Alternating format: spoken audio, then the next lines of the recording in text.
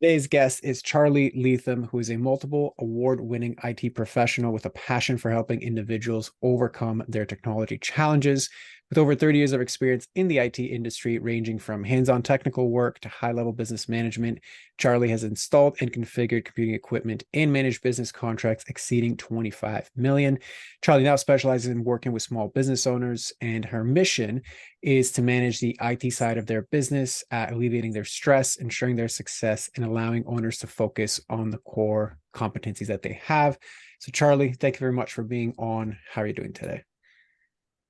I'm doing really well. Thank you so much for offering to do this for me. I'm really looking forward to it.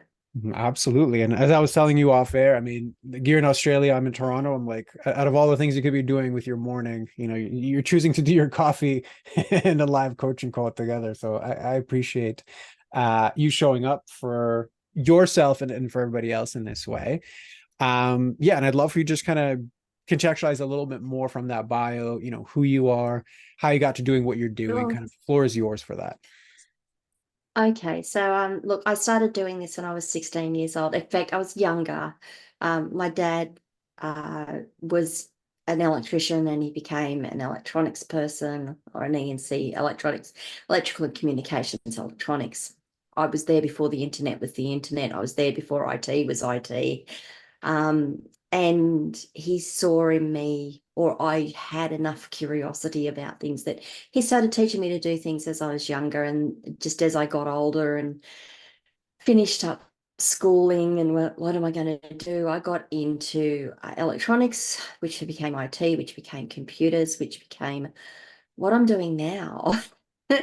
um, I have an aptitude for it. My brain just works that way. And my brain works in that I can speak to people, I can speak plain English to people, and I can translate the technical stuff. That's not the word I was going to use. The technical stuff into plain English speak. So I sit really nicely between businesses and their IT teams, pretty much. I do that for my family as well. They have problems, and I'm normally the one on the phone going, no, no, that's not what that means. Can we fix that up, please? I'm sure playing Um, technical support is your favorite thing to do with family members, so you know those t-shirts. I'm not tech support. I've got so few of those. got it. Got it. Perfect. Yeah, and sorry, I know I cut But you off, so yeah, but by all means continue. no, no, you're fine. So I've done things from a field tech. I've actually been out in the field getting my hands dirty. I've crawled under computer room floors. I've crawled through computer room roofs. I've run cables. I've climbed ladders. I've done all of that. But I've also done sales management, contract management, client relationship management, technical management. So I've kind of got this whole baseline of skills that have just developed over time, and I keep honing them to do what I want to do with my life. I guess I fell into this part of my business when my bricks and mortar business fell apart. I'm not going to go into that specifically, but my bricks and mortar business, it was not a good time. If you remember what the GFC was like back in 2007, 2008, we caught even in Australia, we caught the leading edge of that. And it was not a nice time for us. And I needed to make some money. I needed to put money on the table. I needed to put food on the table. I needed to keep my kids in school. I needed to make sure that the family operated. And I thought, well, I've got this skill set and the technology is there now. And I started doing what I'm doing today. And from there in 2007, you find me here today. Love it. So it's not even, it's like one of those stories where it's not like, okay, there's like 10 million different things in 10 different areas, and suddenly they kind of conflate or converge to like somebody doing something, which happens quite a bit on this podcast. What I'm hearing from you is like it's actually been this one steady kind of winding path in the same direction to, I think from what I'm also hearing is like utilize a lot of like your both natural and developed skill sets of like, okay, I know the technical side, but I can also translate it into, like you said, plain English, which is really important for, the clientele and stuff that you're serving now. So, but that's kind of how I see it from the outside looking in. I mean, anything else you wanted to add to that? No, I think that's a really valid way of looking at it. I did a left turn when I took the bricks and mortar businesses on. I went into retail DVD sales. that was as much to break the pattern of what I was doing in my corporate work life. I'd worked for private enterprise pretty much right up until that point. I was about 45 when I did that, 40, 45 when I did that. Um, and it was a matter of I can't keep doing what I'm doing in my in what I'm doing. I need to break that pattern. So I went and bought, I don't know why. I went and bought some retail businesses and we ran them for 4 years. I had a great time running them because I managed to use my management skill sets. I had actually done an MBA by that point as well. So I managed to use all of that. It's not something I will ever go back to do. But yeah, and then from there I went, okay, well now I can go back to doing what I do best, and that's where I am. But a lot of it was, I often use the statement, keep your eyes open for opportunity and take the opportunities as they present themselves. And that's what I did. It was like, okay, I'm not sure where this is going to take me. Let me see where it'll go and be just have the guts to do it, I guess. Yeah. It's one of those things. It's like a price of admission for doing this, and I'd also like it's a pretty good segue because you kind of like it takes a certain level of vulnerability and courage to do this live on air, to be coached through these things. And you're coming into this whole experience having this vast background, of expertise and of knowledge. And I know in your intake form you were saying, okay, well, even though like I'm such an expert in this, there's still a part of me that resists kind of receiving the abundance from all of the things that I know, right? Like, for lack of a better term, money blocks. But for you, it showed up in various different ways, at least in your intake form. So I'll share those and then you can obviously add to it afterwards. But it was along the lines of like, it just feels weird to like receive money. I can't believe I'm actually like, people are actually even paying me for this, right? So it's like those statements don't reflect this well of expertise that you actually bring to the table. So I know it's kind of a segue into the coaching bit. So anything you want to add to that, and then we'll dive into more of the specifics. No, not really. I guess that's a really good, that I guess they were my words you just used because it's a really good way of putting it. Um, I think it stems from when the bricks and mortar businesses went bust and didn't go as well as I thought they should. And there's a lot of things that came out of that in terms of how much money I owed and who I owed money to, and the fact that I pretty much repaid all of it in that time. Um, and it's now, well, when the money comes through, it's like, oh well, do I really want this money, or is it just going to cause me problems? I think might be part of it, but yeah. Got it. Okay. I'm just writing these down. Okay, so yeah, I think that's definitely part of it. And like, I don't know how much you know about my story, but basically, like, I owned a brick and mortar as well. I owned a weight loss center for 10 years, which on paper, everything about it was great. My team was great. The clients we were serving was great. And then that business imploded after 10 years, because I wasn't addressing some of these issues as well. And then it was the same situation where, okay, I owed a lot of money, got to start paying that back, trying to figure out what's next, etc. So I understand your story very viscerally. Because I had to like go through it and reinvent myself as well. So there's a lot of different ways we can look at this. So when you are looking at your situation right now, okay, so when I get this money, there's a sense of, okay, well, is this money really going to be here for me to actually keep and utilize? Or is this just another piece of evidence of like some crash that's coming down the line? Like, is that your perception right now, or is it something else? No, when the money comes in, it's pretty much earmarked already. Like I know where it's got to go. It's more feast and famine, I think I would say. I'd like more feast than famine. Mm-hmm. Possibly more famine than feast at times. So cash flow.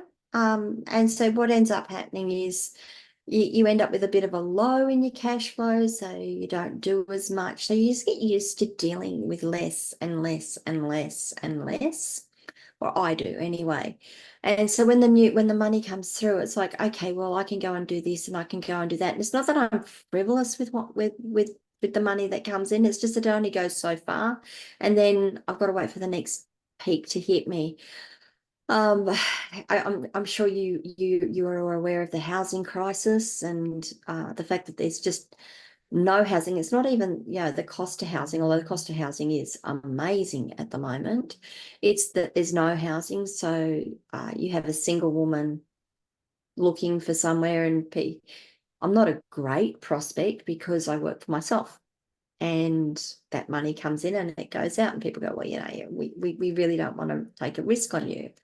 And then I look at, well, I don't really want to be paying that sort of money for accommodation. So what do I do? How do I handle this? Sorry, I'm giving you a whole heap of stuff, but this is the sort of mindset that goes through. My bills come in, they get paid. That's the first thing that gets paid. I don't even pay myself. And that's something I say to people is you should pay yourself before you do anything else. But I pay all my bills. I make sure that all my contractors and my VAs are all paid. And then what's left out of that comes to me. So it becomes a bit of, there are days that I sometimes just think, I'm just working to pay other people at the moment. I'm just doing this to pay other people. So then when you get to the, I need to get some help with this, I look and I go, I don't know whether I'm going to have the funds to pay that bill at the time it comes in. And I don't necessarily want to take my woes and put them on someone else. So I'll just do it myself. It's just much easier. Got it. So you basically you add more work to your plate because if I don't, then I don't know if I'll be able to pay this person. Then we run into a secondary problem. Got it. So if we look at the feast and famine pattern, so you can look at it objectively as like, okay, what like the business mechanics that kind of make that happen. And then we can look at it, just say subjectively, kind of the thoughts, the feelings, the behaviors we bring into to perpetuate that particular situation. So just strictly speaking objectively, right? Generally, there's going to be a loss of consistency in that. Like what creates the famine is whatever brought the initial feast stops and then runs out, and then we have the dip, right? So there's a lack of consistent, usually lead generation activities that lead to that pattern. So before we go on and look at the other pieces, what lands for you from that? What doesn't? Where are you at with that?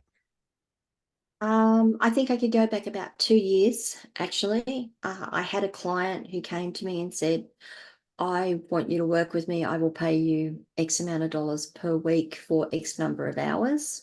And it was a great deal. It was a really, really good deal for what they were offering for what they wanted me to do.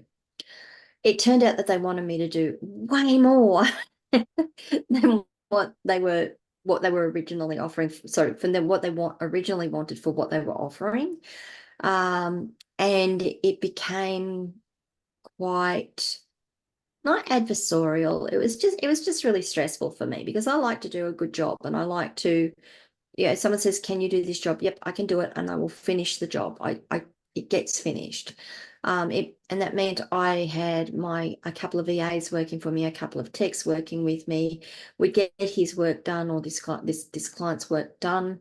And I'd say, well, that was excess. You go, well, I'm not paying it. Or, oh, I didn't realize it was going to be so much. I'm like, well, I told you this. We'd gone through all of the process. I'd got you to approve it before I did it. And I ended up, so the money was good. It just smoothed out that peaks and troughs really nicely, but I wasn't happy. I wasn't doing what I wanted to be doing. I wasn't being honest with myself. I just wasn't being the person I wanted to be and could be as a result of it. And that was because it just kept getting forced back onto me, like this needs to be done, and I need this done, and I need this done. And of course I just take it on. That's what I do. Yes, sure. I'll get that done. Yep, no worries. I'll get that done. Yep, no worries. No, I can't do that for this week. I can do that next week or the week after. And then I get a call in 2 or 3 days. No, no, no, I need that today. I'm like, well, I told you I can't do it to next week. So it's always stressful. Always just I just didn't know when I picked up the phone whether it was just going to be, hey, you did a good job, which I rarely got, to, oh, I need this done. When can you do it? This isn't working now. What can you do about it? And I ended up ending it with a client. It was my decision. And I said, no, this isn't where I want to be. This isn't the person I want to be. This isn't the work I want to be doing. So it is the work I want to be doing. It's not the way I want to be doing that work. And since then, I haven't, the feast and famine has become worse, actually. I think it's become worse. So the only reason that the feast and famine didn't exist at that time was whatever base that they were paying you was kind of enough, like stable enough to at least give you some level of It was foundation. actually it was actually more than enough. It filled out everything else that I had and gave me enough that I could actually take some money for myself and go and do things for myself. I didn't have to worry about, do I buy milk this week or do I buy eggs, for example? Got it. Okay. So the base was good enough to cover everything. So there was the consistency of that amount coming in. Okay. And despite that, what was agreed upon wasn't really honored. Okay. It wasn't honored on their end because it seems like they were demanding above and beyond that. Then it also wasn't honored on your end because you just kept enabling that over demand. Like that's kind of what I'm hearing. Like they would request for more. We didn't agree to that, but whatever, I'll do it anyway. So now the incentive for them to actually change was never actually met. So is that accurate as far as how you see it? That's part of it. I also spent a lot of my time managing that expectation and managing, well, I can't do that. And oh, look, come on, let's do a phone call. Let's go through this again. Let's agree a way forward. And then, the next week we'd do the same thing again and again and again. So as much as I tried not to enable it, sometimes it just became easier to go, yeah, whatever, I'll just do this, because it's easier for me to do that than it is for me to try and get you to change and change your expectations on it, or you manage yourself better. And I think that was part of it, is that they refused to manage themselves. They expected everyone else around them to manage. Now, I wasn't the only contractor at that point to leave. But there's a group of us who just went, no, we can't do this anymore. This is not good for our mental health. Right. So I guess the part that I'm getting at, because it's like clearly there's somebody that like have their own issues, and people are going to do what people are going to do, so we can only focus on you and try and maximize the 100% of the 50% that you brought to the equation, right? Like at the end, because that's the only part you actually control. Yep. You don't control their bit. So everything I'm going to say, I'm looking at it from that perspective. I'm not at all excusing the stuff they did or did not do. Okay. So from that perspective, the thing that comes to mind when you're describing the dynamic of that is basically when we have a high tolerance for BS, that is actually reflective of very low standards for ourselves. So in this instance, what I'm hearing is like, okay, well, I tolerated all of these things that actually went against what I knew was right, what I was owed, what we agreed upon, constant infractions of the exact same thing. So a lot of that tolerance is actually reflective of very low standards for what I'm willing to, like, again, tolerate. Okay. So before I go on, what lands or doesn't land with that?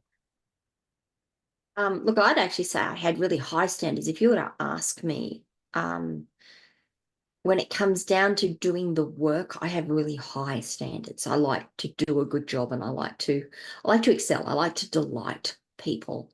Um, and yeah, I think you're right, that then translates back to, I will tolerate an awful lot of stuff because I can only control what I can control, and what I can control is my behavior and my deliverables.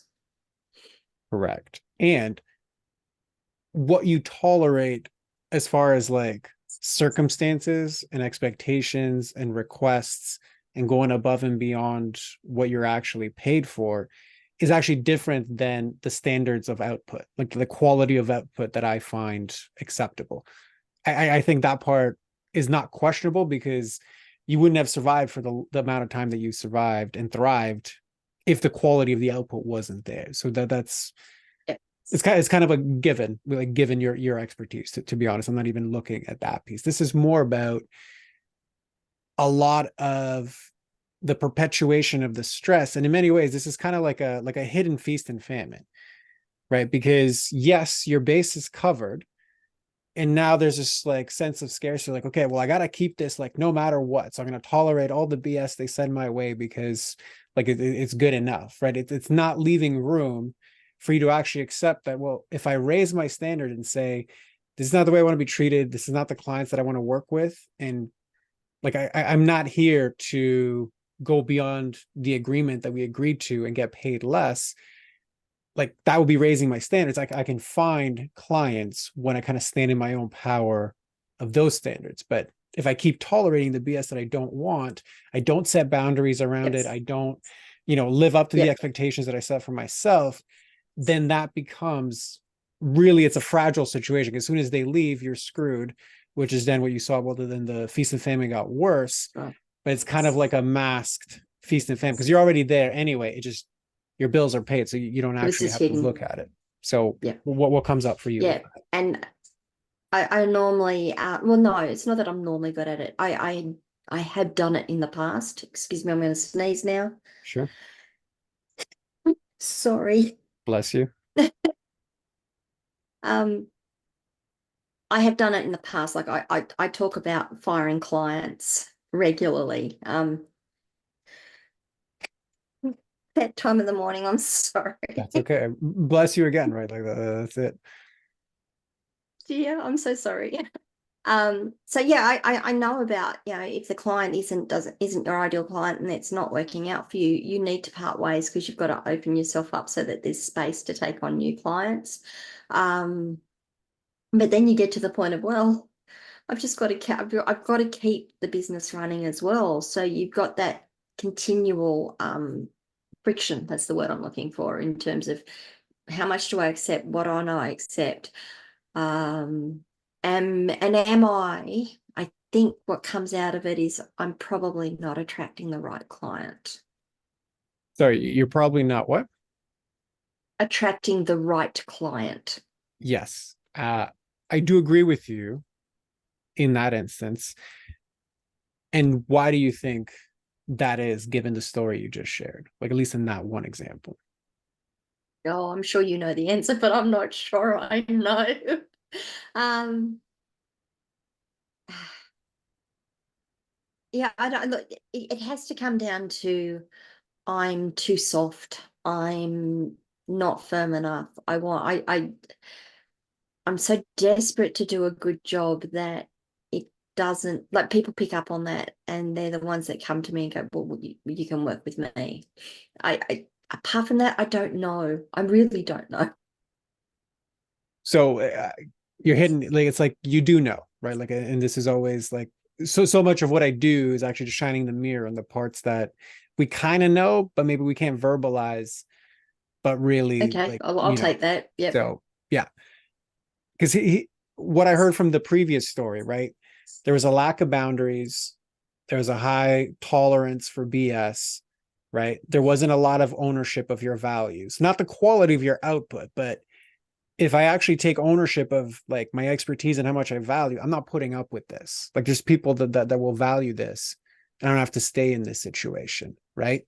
So when you put yourself in those situations of drama, right, and you're not addressing what I bring to the table, then we're perpetually in this like victimized bit. Well, my clients suck, I can't leave, etc. Right. And I'm not saying that in a judgmental way. It's just that's kind of how No, these that's patterns fair. end up Yep. showing up. Right.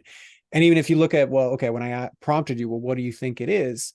I'm too soft, right? Essentially, I'm not putting out boundaries. I'm not standing in my own power. I'm not being firm, right? I'm too desperate to do a good job. Okay, so there's a part of you now that's actually optimizing being liked versus being effective, being fair to the expectation, sticking to the scope of work, right? So it's always going to create a net negative for you in terms of output and payment. Okay. And it'll keep you in a lot of drama, which is going to distract you from actually going out and in an empowered way, finding the clients that are actually going to appreciate what you bring to the table and are going to be the ones you actually want to work with. Okay, so what lands for you with all of that? All of it. I think it's all correct. Every step of it. Um, there was something that came up.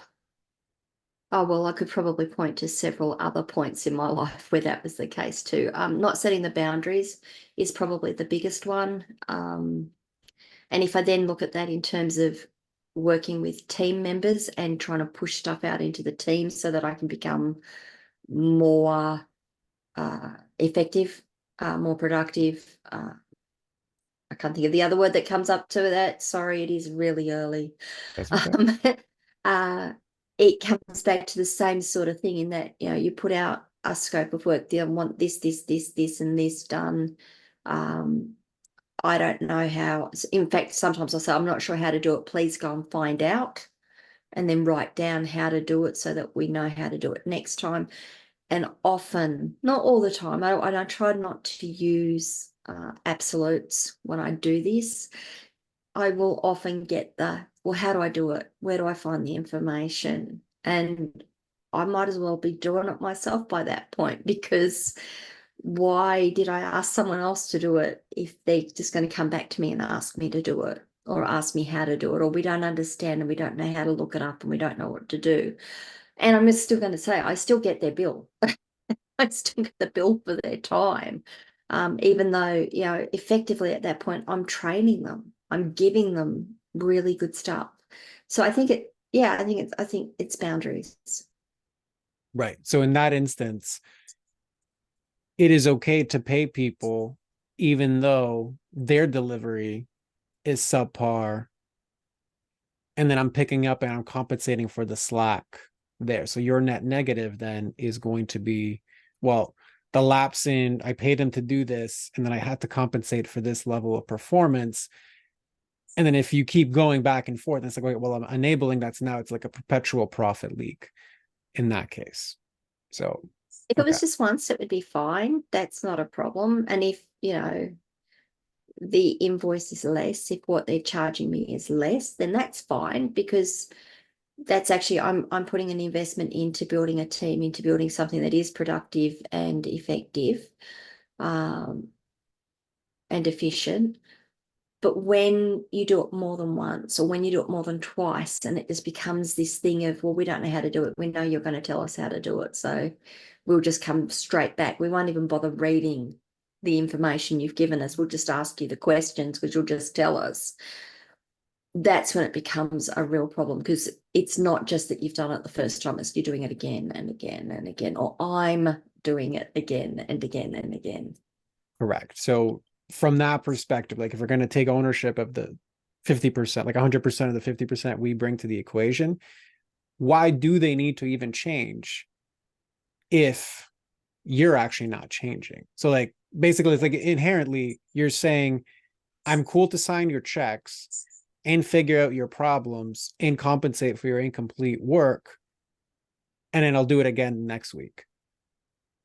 Right. So it's like, what is the incentive for them to actually change? And it's like you said, well, not only do you not draw boundaries, but there's also a lack of assertiveness in your own power and subsequently your own worth of your own time and expertise and profit. Like I'm giving you money that I could be keeping myself, inherent in that pattern as well. So what lands for you? Well, I mean, so assertiveness would be the one out of that. It's not just the assertiveness. It it gets to a point where I actually snap, and I become, and I have to self-censor at that point, because I become very snippy and I become very short, because I'm so damn busy and I'm trying to deal with everything else at this point. And they come back with a really obvious question, and it's like, go and read what I told you.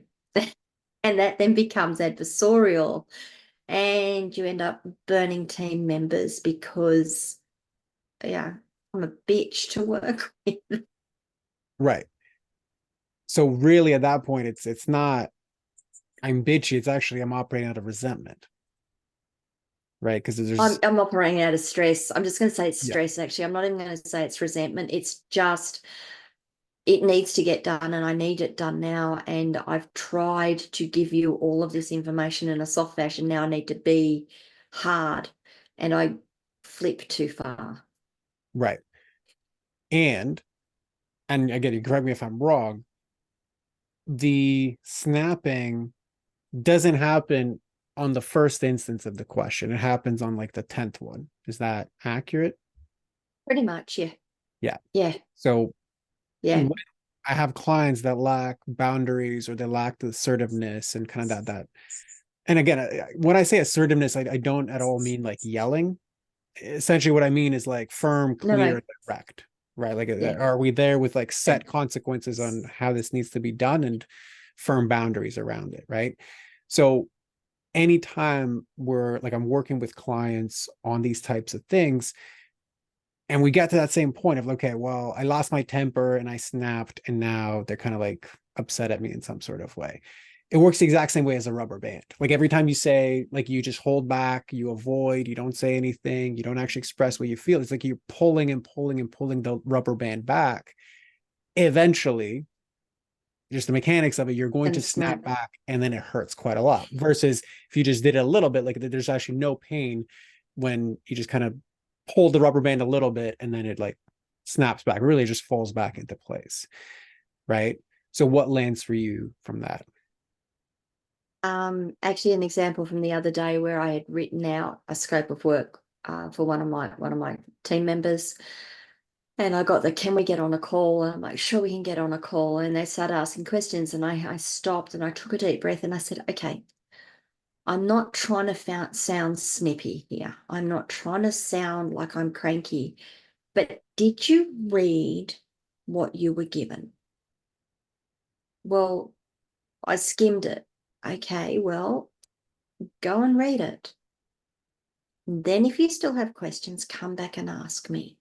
And I waited, like it took her 3 minutes to read what we were doing. And she came back, she goes, oh, all the answers are there. I went, funny that. Yeah. So yeah, you're right. And it was just really a matter of because I knew it was going to come back as nasty when I would say, hey, did you read what I gave you? Did you read it? So instead I said, I'm not being snippy, but I need to know if you actually read what I wrote, because if you read what I wrote and it isn't clear, then I have a problem. But I don't think I have a problem. I didn't say that, but I really didn't think I had a problem because I'd actually outlined it pretty well. Got it.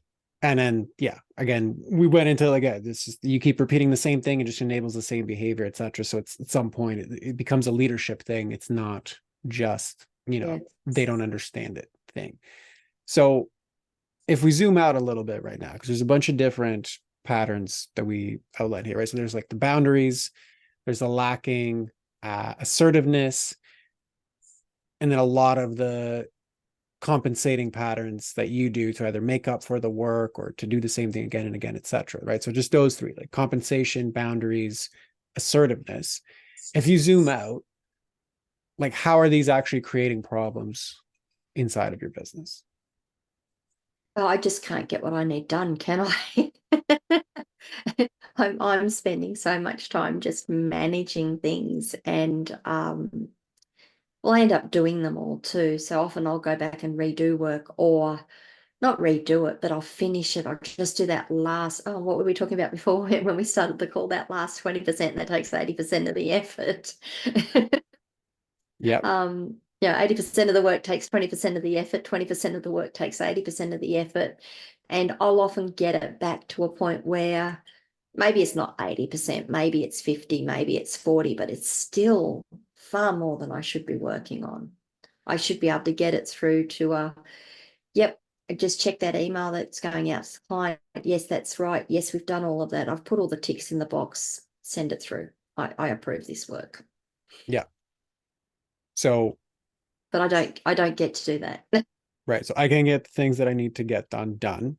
I redo a lot of Mhm. work. So just as an estimate, like how much hours do you lose a week in those cycles?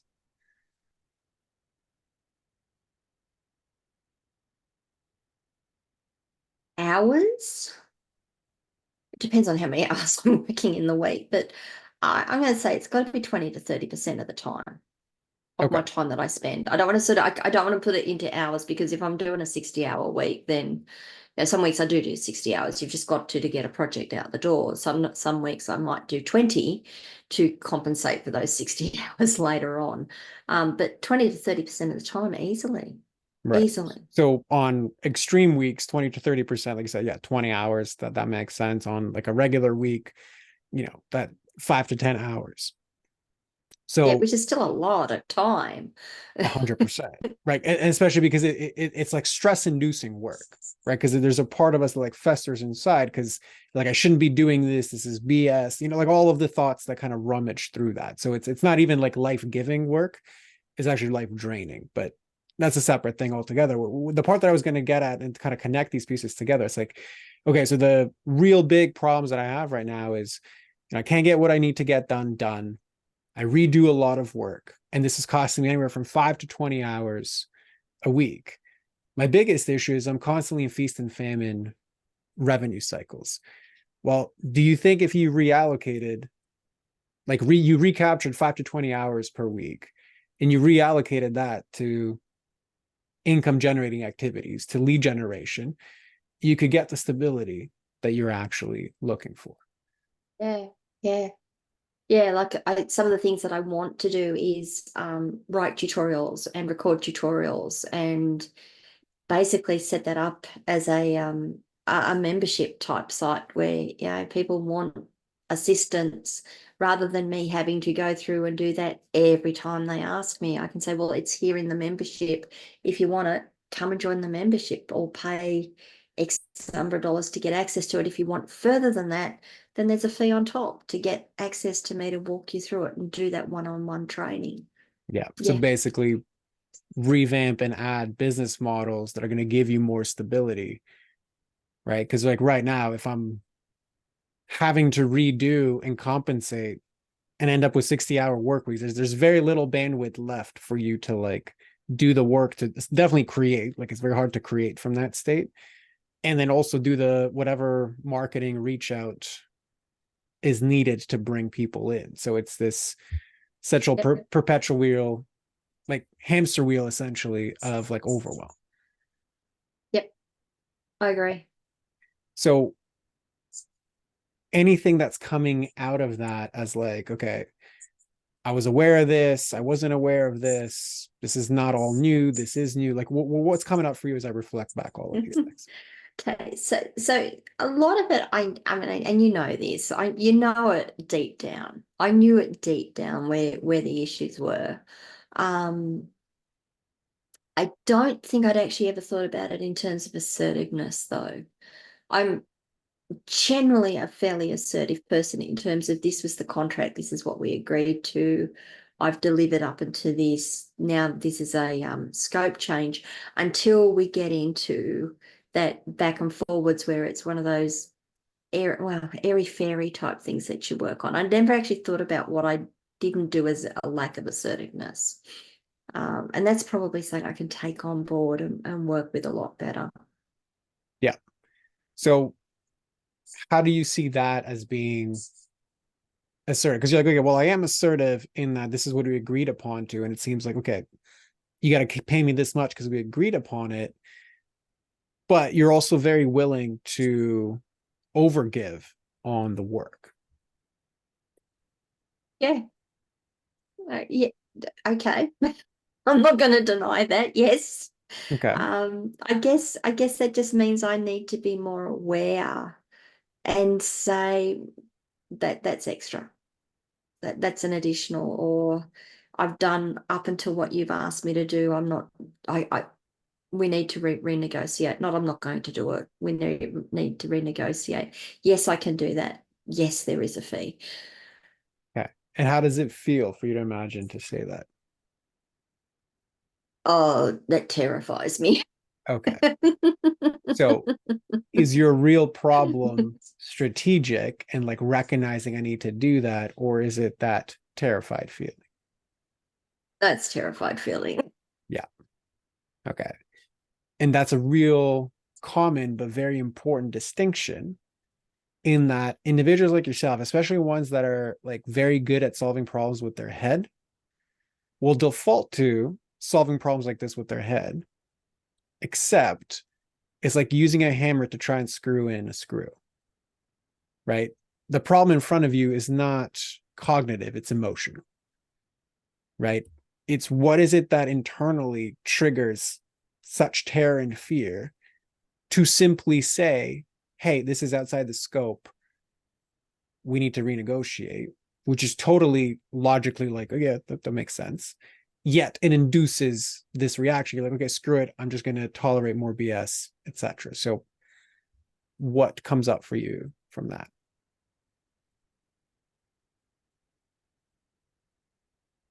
That would be a couple of really bad experiences as I was growing up, I imagine.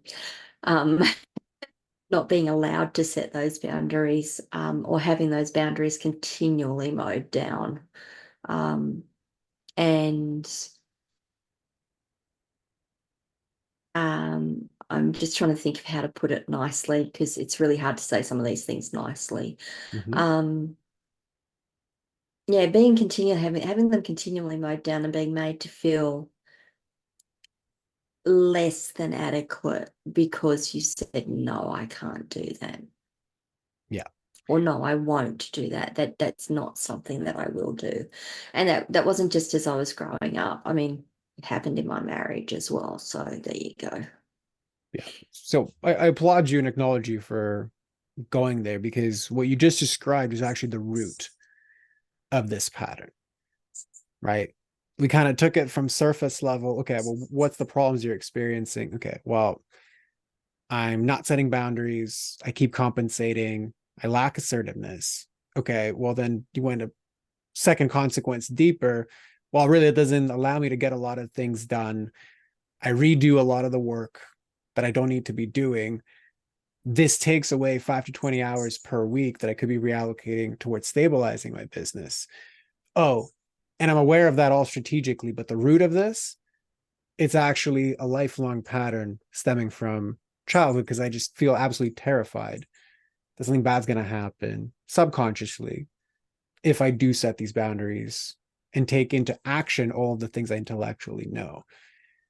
That's really at the heart of this whole thing. I was saying, yeah, this is an emotional problem. It's not an intellectual one. If it was an intellectual one, you're clearly very smart. You wouldn't even be here, right?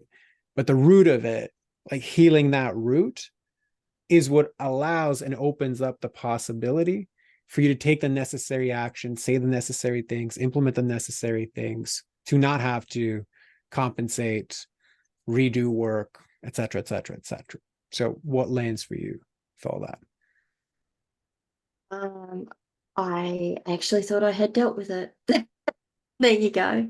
It is something I had been aware of, and I've done a lot of work around it. I know it doesn't look like it at the moment, but I've done a lot of work around it, um, in my adult life. And I guess it just comes down to what we were talking about before we started the call. It's like a bloody onion, isn't it? You take a layer off, and oh, look, there's something else I've got to deal with.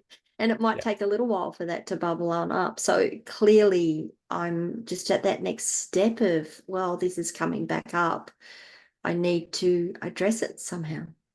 Yeah. And to just, I guess, add nuance to that whole onion piece, you have dealt with it, but you've probably just dealt with it in different contexts, right? This is now these same patterns, these same triggers, these same woundings. Maybe you dealt with it, I don't know, whatever, in your personal relationship, like wherever else you dealt with this, but it's now surfacing in my business. And I've now hit the ceiling of my business, and I've pressed to the edges of those woundings, and I can't go beyond it, because I think that's, yeah, that yeah. that that's where like we have reached the comfort zone of these woundings will allow me to go. Because if I go beyond this, it'll just freak them too much, and then it's like you just can't operate there. So it's one of those issues of like, what got you here won't get you there. What your business requires for its next iteration, right? Its next revenue ceiling, its next wherever it is you want to go, the I like that. stabilizing, the membership, etc.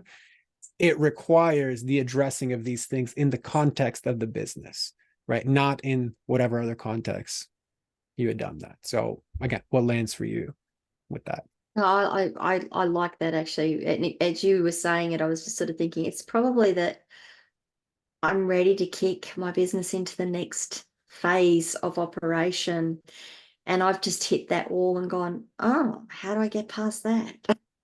Correct. Because the next stage of your business requires leadership. And leadership is going to require assertiveness, boundaries, letting go of control, not compensating, having time for strategic thinking, implementing higher level actions, right? Consistent lead management, like all of those strategic things are required from you, not as the operator who's just really good at what they do, but is more like that CEO role where like, okay, well, I actually have to lead the systems, the people, the KPIs, the quality to get to where it is we want to go. Right. So Yeah. again, what lands for you there? I think you're entirely correct. I just, it still terrifies me. Yeah. Well, Um, but no, that's I the think, different game, but yes. yeah, yeah. I just can't see that it would be any, well, I'm just trying to think of the words to use because it's really, words are hard sometimes. I can't see that it's anything different to that because that makes sense to me. Like I can actually lay that out and see the puzzle pieces put together. Um, it's just interesting. Like to me, it's like interesting as to why it's hit. And I know that I've had a lot of changes in the last 2 years in my own personal circumstances and where I've been going. In fact, it's probably some of it is I'd forgiven myself for my businesses failing back in 2007. And I've started to step out again and started to wanting to grow again and gone, oh, that's really scary. I don't want to do that. Yeah.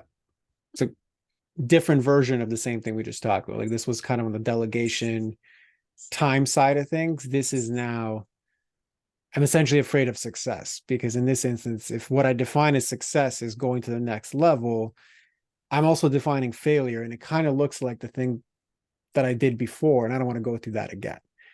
Right. I know you're not consciously saying that, but subconsciously that's the freak out. No, that's, I think that's a really free, I think that's really reasonable. And like I said, sometimes it feels like I'm just working to pay my subcontractors because that's exactly what it was like as my business has failed. I was putting in a lot of hours and all I was doing was paying bills and paying my staff. Yeah. There was nothing left for me, not even emotionally, there was nothing left for me. Yeah. So that's what the next iteration of your business is basically asking you to heal. Right. Part of that whole mix is also fear of success and also owning your own value. Because if I own my own value, I get paid too. Like, and I get paid handsomely for the problems that I solve. Right. But that takes a certain level of ownership for that. So anyway, I want to be just conscious of your time because I know that this is like your workday morning. And there's a lot of stuff we can dive into here. And I wish we could solve it all on air, but unfortunately, I can't do that. It's I wish fine. I could. But in terms of That's like going to take a while. mapping, sorry, It'll take a while. It's yeah, fine. that's okay. Yeah, no, that's I agree. Well, I mean, it doesn't all have to, but that's a different story altogether. But anyway, in terms of just mapping out all of this, as far as like getting the lay of the land, seeing how these patterns interact, um, does this feel complete for you, or is there still something left outstanding? No, actually, what's the term? The scales have fallen from my eyes. Okay. um, yeah, that you've given me a bit of clarity into where I actually need to be looking and some things I can be doing. And just immediately there are things that I could address that will make not a significant business, but a bit it's difference, but a big difference. Just the little things that I do in my everyday life that, yeah, I think I can change that. Even if it means I've got to write down sticky notes and stick them on my computer and say, do this thing every day, do this thing. That's what I can do. Beautiful. Love it. Well, Charlie, thank you very much for coming on here, being vulnerable in this way and allowing me to walk you through it. Yeah, so just to close us off, let everybody know where to find you, who's the best person to find you. Floor is yours for that. So I work with small business owners. I help them manage their businesses online. Now, that means I help them run their online businesses, but it also means I can help you run your business using online technologies. Uh, I'm a business manager, so you can find me at askcharlielatham.com.au. You can also find me on social media. If you just look in Ask Charly Latham, you'll find me on Facebook, Instagram, Twitter, um, LinkedIn, YouTube, and a number of other platforms. I also have a weekly podcast. And again, if you go to your favorite podcast platform and look up Ask Charly Latham or Online Business Manager, you will find me. Love it. Well, as always, we'll include all of that in the show notes. Charlie, thank you very much for being on. And for everybody else listening, we'll see you on the next one.